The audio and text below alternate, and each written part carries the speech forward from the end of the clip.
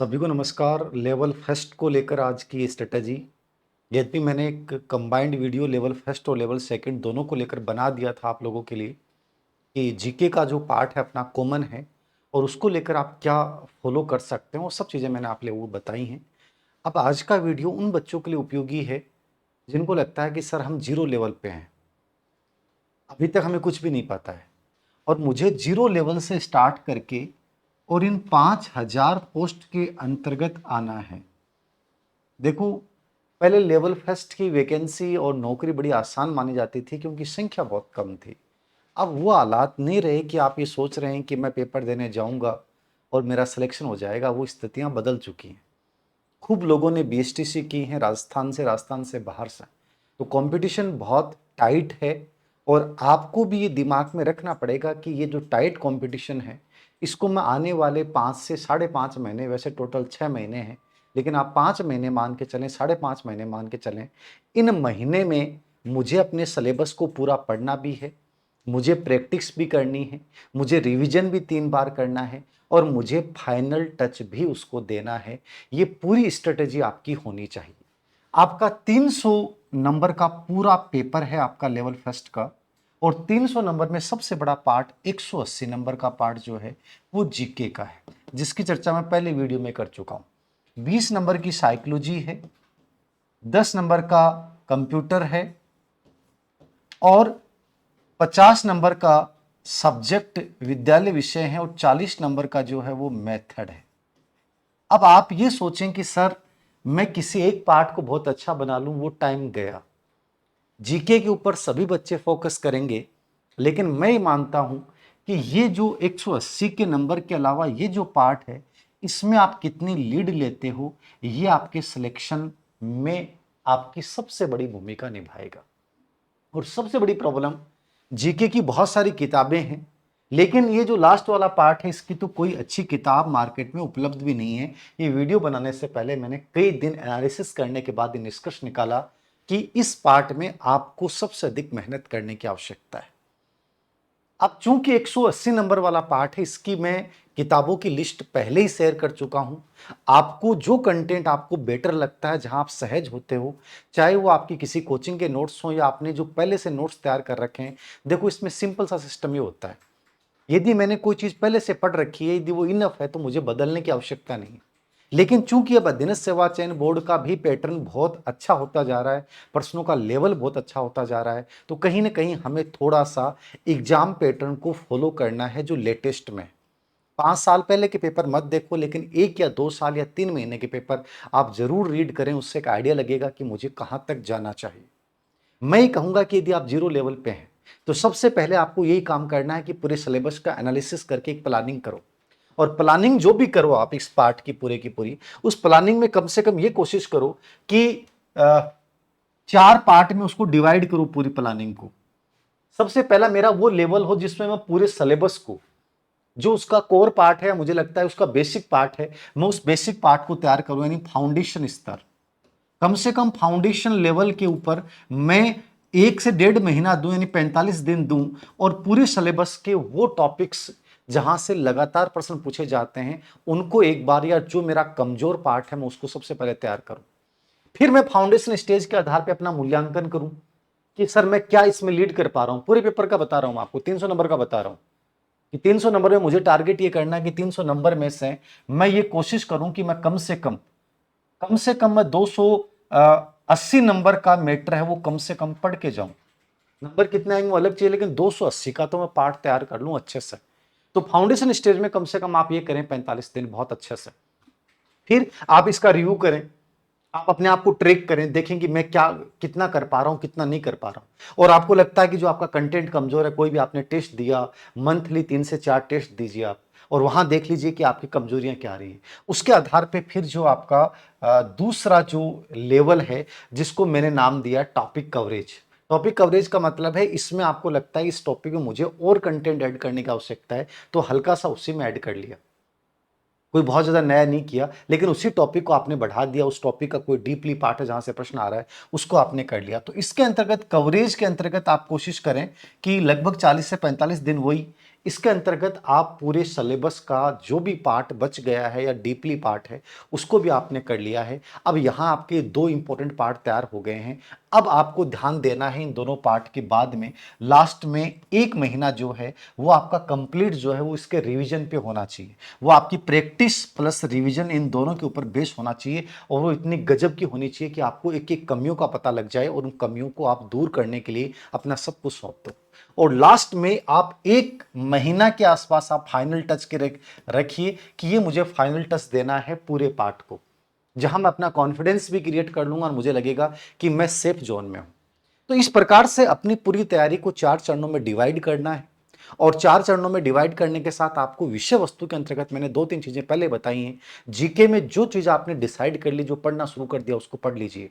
आपको लगता है कि लेटेस्ट पेपर के अकॉर्डिंग ये कुछ पार्ट ऐसे हैं जहां से प्रश्न नहीं आ रहे, तो केवल उस पार्ट को आप चेंज कर दीजिए, रिप्लेस कर दीजिए और उसमें नया चीज जोड़ लीजिए। तो जीके वाले पार्ट के लिए मैं बुक्स ऑलरेडी बता चुका हूं। कोशिश ये कीजिए कि हिंदी ग्रंथ अकादमी किताबें या जो भी अच्छे लेवल की किताबें हैं उनको फॉलो करें। स्पेशली ज्योग्राफी का मैंने बताया था, इतिहास कला संस्कृति में भी अच्छी बुक को फॉलो करना चाहिए। जो नोट्स हैं उसमें ऐड कर लीजिए।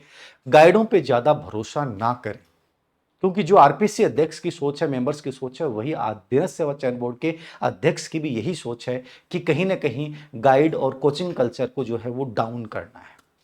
तो ये चीज आपको अपने दिमाग में रखना है। बट फिर भी यदि आप 80-90% पार्ट को बहुत अच्छे से कवर कर लेते हैं, कई टीचर्स आपको ये राय देंगे कि 70% में सिलेक्शन हो जाएगा। अरे 70% में सिलेक्शन हो जाएगा, कोई डाउट नहीं है, लेकिन 70% तब करोगे ना जब तुम 90% पार्ट करोगे।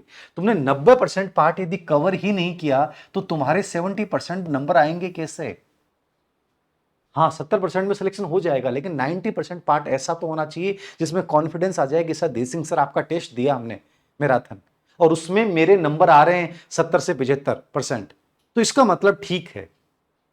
हम एक टेस्ट ले रहे हैं इस वीक में, लेवल प्रथम और सेकंड लेवल जीके का। उस टेस्ट को आप में से कोई बच्चा दे के देखना उसमें कितने परसेंट सही हो रहा है। तो ऐसे मतलब आप अपने आप को जांचे तो सही कि यार रियल में मैं हूं कहां पे, मेरी वास्तविक स्थिति क्या है, मुझे कितना एफर्ट्स करने की आवश्यकता है। तो 90% कवर करोगे तब 70% में पहुंचोगे, वरना पहुंचोगे नहीं। तो इसके लिए थोड़ा सा ये आप 4 पार्ट में अपनी तैयारी को डिवाइड कीजिए और उसके अकॉर्डिंग थोड़ी सी स्ट्रेटेजी प्लान कीजिए। नंबर 2 जो मैं आपको बार बार बोलूंगा कि पूरे दिन को जब आप व्यवस्थित करो, दिनचर्या ये बहुत इंपॉर्टेंट पार्ट होता है कि अपनी रूटीन बहुत अच्छा होना चाहिए और आपके पास ज्यादा समय नहीं है, सबसे बड़ी बात है। ये 300 नंबर के पार्ट को आपको कवर करने के लिए आपके पास 5 से 5.5 महीने हैं। मतलब अब आपके पास सोचने और विचारने का और देखने का समय नहीं रहा है, ऑब्जर्वेशन का समय आपका जा चुका है। अब केवल समय जो है वो एक्शन लेने का है। तो इसमें कोशिश करें कि कम से कम आप, कम से कम बता रहा हूं, 10 से 12 घंटे अपने लिए निकालिए और ये 10 से 12 घंटे की जो दिनचर्या है उसमें कोशिश करें कि मॉर्निंग सेशन जो है वो मैक्सिमम यूज करो, इसका इसका मैक्सिमम यूज करो। और मॉर्निंग सेशन में हमेशा याद रखें न्यू टॉपिक्स जो आपने पढ़े नहीं है उनको कवर करें। समझ गए? जो भी 10-12 बजे तक का टाइम है, दोपहर का समय जो समय है, नून का जो समय है आपका, उसका कोशिश आप ये करें कि मैक्सिमम प्रैक्टिस करें इसमें, ठीक है? प्रैक्टिस या में यूज करें। और इवनिंग जो टाइम है उसमें हमेशा रिवीजन को आप प्रायोरिटी दें। ये मैक्सिमम आप जो है 5 से 6 घंटे आप यहां निकाल के चलिए। 6 घंटे आप नए टॉपिक्स के दीजिए, ठीक है? आप 2 घंटे 1 घंटे जो भी है वो प्रैक्टिस कर रहे हैं, 2 घंटे आप रिवीजन कर रहे हैं और पूरे दिन का जो है वो लास्ट में जाके आप फिर से एक प्लान क्रिएट करते हैं रात को सोते समय। ये मेरे अकॉर्डिंग एक बेहतरीन दिनचर्या आपको फॉलो करनी चाहिए यदि तुम सच में सिलेक्शन के प्रति सिंसियर हो। और जो आपको लेना है कि मुझे 5,000 में, यद्यपि सीटें बढ़ सकते हैं, लेकिन मैं तो यही कहूंगा कि 5,000 मान के चलो कि मुझे 5,000 में आना है, 7,000 में आना है, जितने भी 5 या 7,000 है आपकी। स्पेशली 5,000 ही माने कि टीएसपी नॉन टीएसपी और ये सब हट हटा के सही वैकेंसियां 5 ही बचती हैं। हाँ, बढ़ जाएंगी अलग चीजें। फिर आते हैं अपन सबसे इंपॉर्टेंट पार्ट के ऊपर कि ये तो एक बेसिक स्ट्रेटेजी आपको फॉलो करनी है। कोशिश करें कि जो पार्ट आपने पढ़ा है सेल्फ असेसमेंट जरूर करें। यद्यपि आपको कोई टेस्ट सीरीज ज्वाइन कर लेनी चाहिए, लेकिन ज्यादा टेस्ट सीरीज ज्वाइन मत करना। सर धीर सिंह सर आपकी भी कर ली, एक सर और उनकी कर ली, एक फ्री मिल रही थी वो कर ली, नहीं।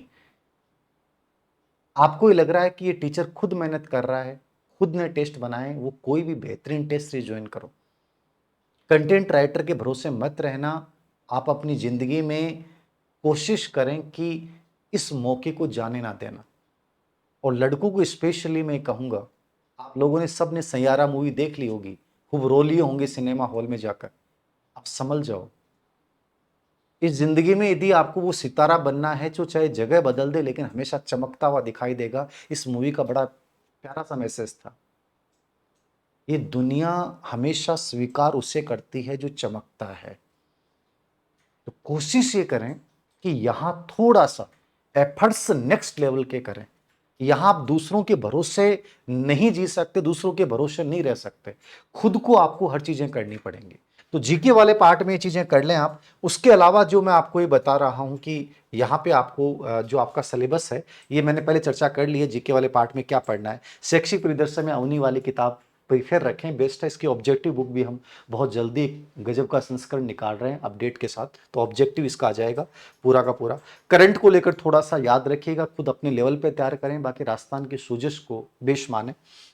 विद्यालय विषयों की बात करता हूं मैं। 50 अंक का पाठ है विद्यालय विषय, और ये बड़ा पाठ है विद्यालय विषय, जहां 50 नंबर का पाठ है। आप 50 नंबर के पाठ की जितनी भी किताबें, जैसे मैंने ये तो सिलेबस आप लोगों का, ठीक है, ये मैंने सब देखा, पूरा सिलेबस भी देखा, राजस्थान बोर्ड की किताबें भी देखी। तो मेरे दिमाग में एक ही चीज एनालिसिस जो मैंने किया, वो एक चीज समझ में आई मुझे कि आप गाइडों के भरोसे तो नहीं रह सकते, क्योंकि मार्केट में जो भी गाइडें आ रही हैं भी बिक रही हैं, बच्चे ले रहे हैं। लेकिन फिर भी मैंने ये चीज नोट की है कि इन किताबों में, गाइडों में कंटेंट जो है वो नहीं है बढ़िया। तो कंटेंट नहीं है तो सर कहां से पढ़ें इस विषय को, इस पाठ को हम कहां से कैसे तैयार करें कि कोई दिक्कत नहीं आए। तो एक याद रखिएगा, विद्यालय विषय का जो पाठ है आपका, वो 50 नंबर का पाठ है, इंपॉर्टेंट रोल अदा करेगा। अब आप में से कोई बच्चे को गणित नहीं आती, कोई को साइंस नहीं आती, कोई को इंग्लिश नहीं आती, क्या छोड़ देना चाहिए? मैं कहूंगा नहीं छोड़ना। हिंदी वाला पार्ट आप सब तैयार कर लोगे, हिंदी की ये 10 नंबर हैं। इंग्लिश आप में से हो सकता नहीं आती, लेकिन इंग्लिश के टीचर से मैंने डिस्कशन किया तो उन्होंने बोला कि सर ऐसा कोई पार्ट नहीं है जो पढ़ा नहीं जा सकता। मतलब 6-7 घंटे की ढंग से क्लास ले लोगे ना, जिसको नहीं आती उस बच्चे को इस पार्ट विशेष की क्लास ले लेनी चाहिए। यद्यपि हम भी परीक्षा विशेषांक के नाम से इसके वीडियो कोर्स और इसके नोट्स के रूप में एक जारी करेंगे, प्लान कर रहे हैं इसको लेकर, बट कब होगा, महीना 2 महीना लगेगा उसमें। लेकिन फिर भी आप अपने लेवल पे जो भी पार्ट पढ़ रहे हो, हिंदी है, ठीक है, साइंस है, मैथ है और एसएस है, अब ये पार्ट हैं आपके 50 नंबर के, 10-10 नंबर के। अब हो सकता है कोई पार्ट आपका कमजोर है, लेकिन मैं ये चाहूंगा कि इसमें जो आपको एकदम ही समझ में नहीं आता उसको भले ही छोड़ दें, लेकिन कुछ पार्ट कवर करें। अब एसएस है, ये बहुत आसान है, जब जीके पढ़ तो जीके ढंग से पढ़ लिया एसएस तैयार हो गया। और राजस्थान बोर्ड की बुक से पिछली बार कंप्लीट पेपर है। 6वीं 7वीं 8वीं 9वीं 10वीं में जो टॉपिक हैं वो देख लो, और उन टॉपिक्स के नोट्स या जैसे भी पीडीएफ हैं ले लो, पढ़ लो, और पीवाईक्यू पढ़ लो। एसएसटी के प्रश्न गलत नहीं होंगे। गाइडों के भरोसे मत रहना, अच्छी गाइड मार्केट में नहीं है। मैथ जो है वो कोई गाइड का मतलब नहीं है, यद्यपि रामनिवास मथुरिया की और एक स्माइल पब्लिकेशन की किताब आती है, लेकिन फिर भी मैं कहूंगा कि ये विषय जिसको नहीं आता है उसको इसकी प्रैक्टिस करनी चाहिए या कोचिंग करनी चाहिए। हम भी इसका एक छोटा सा कोर्स लाएंगे साइंस और मैथ का। लेकिन फिर भी आपको यदि कोई और बेटर मिलता है तो आप कहीं भी कोई भी कोर्स ले लीजिए और इस पार्ट को कोर्स के माध्यम से पूरा कीजिए, कोई अच्छे टीचर से, जहां बहुत अच्छे से ईमानदारी से समझ में आ जाए, कुछ पार्ट तैयार हो जाए।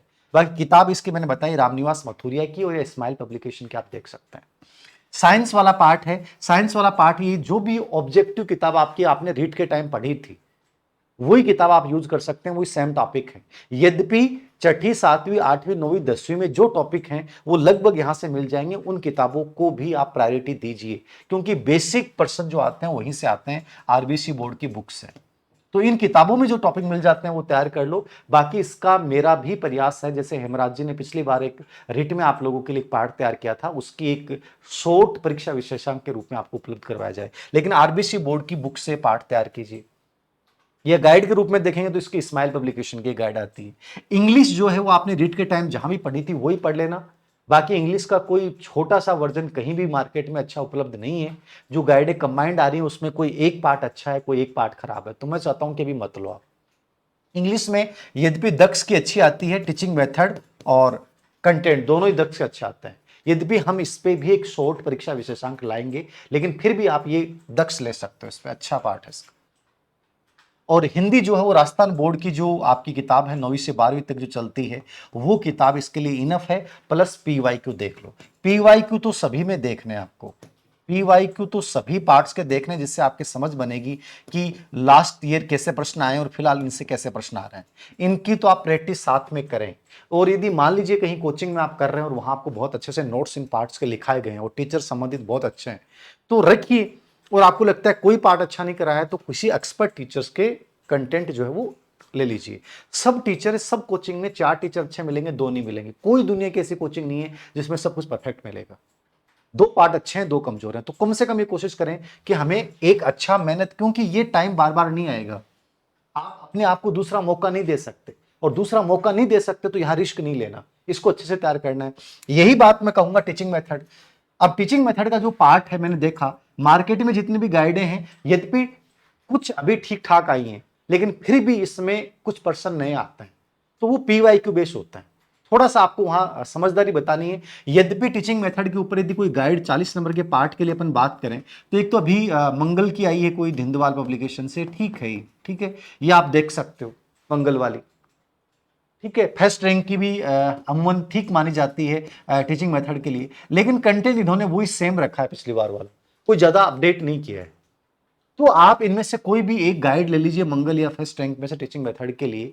यद्यपि आपको इसके भरोसे नहीं रहना है। इसका पीवाईक्यू वर्जन हम निकाल रहे हैं, लगभग 2-3 सब्जेक्ट के तैयार हो गया है, जो लेटेस्ट है, आज तक के प्रश्न इसमें आएंगे। तो पीवाईक्यू वर्जन अवनी से आएगा। इसकी लगभग काम शुरू हो गया है इसका, मतलब ये आ जाएगा, महीना भर तो लगेगा इसमें, ठीक है। तो पीवाईक्यू बेस आप ये ले सकते हैं, लेना चाहें तो। और वरना यदि आप ये पढ़ते हैं तो थोड़ा सा आप खुद अपने लेवल पे भी मेहनत कीजिए। और मैं सबसे बड़ी चीज बताऊं, मैंने पूरे टीचिंग मेथड का एनालिसिस किया आपका। आपके जितने भी टीचिंग मेथड है 500 सब्जेक्टों के, उसमें याद रखना 3 टॉपिक कॉमन है: शिक्षण, सहायक सामग्री। अब ये टॉपिक मैं आपको पढ़ा सकता हूं, ऐसा पढ़ा सकता हूं कि आपको समझ में भी आ जाएगा और प्रश्न में गलत, तीनों टॉपिक में। तो 3% यहां से 5% यहां से आ जाएंगे। एक बार ढंग से पढ़ना है, ठीक है। दूसरा टॉपिक है मूल्यांकन। सभी सब्जेक्ट में मूल्यांकन में मामूली सा वेरिएशन होता है, बाकी मूल्यांकन के 5% आ जाएंगे यहां से, ठीक है। एक बार मूल्यांकन ढंग से पढ़ लिया।